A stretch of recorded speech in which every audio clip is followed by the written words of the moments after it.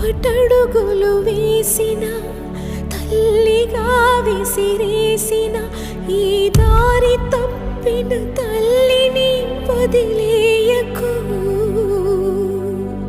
చచ్చి పుడతా నాయన బిడ్డగా నీ కడుపున.